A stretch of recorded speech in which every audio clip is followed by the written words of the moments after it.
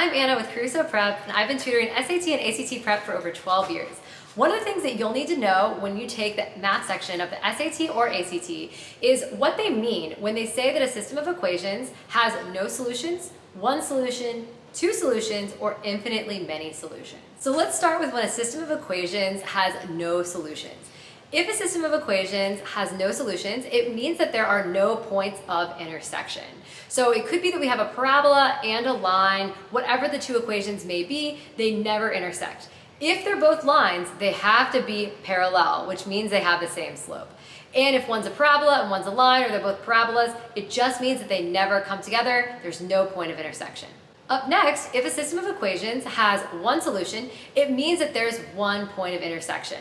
This could be a parabola and a line, any number of configurations. It just means that there's one point where they come together. Next, if there's two solutions, it means that there's 2 points of intersection. If you have two solutions, the equations cannot both be lines because there's only going to be 1 point of intersection if they're both lines.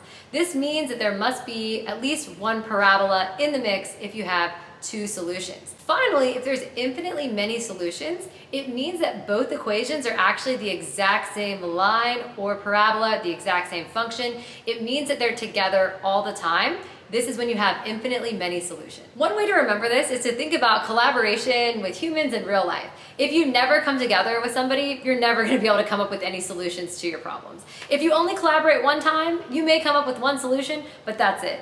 But if you're constantly on the same page, constantly communicating, you're on the same path the whole time, you can come up with infinitely many solutions together. This is how you can remember the number of solutions to a system of equations. I hope you found this video helpful. Check back every week for more tips and tricks for the SAT and ACT. Also head over to my website where you can subscribe to my email list to get a free grammar guide and inquire about private tutoring if you're looking to work with somebody one-on-one.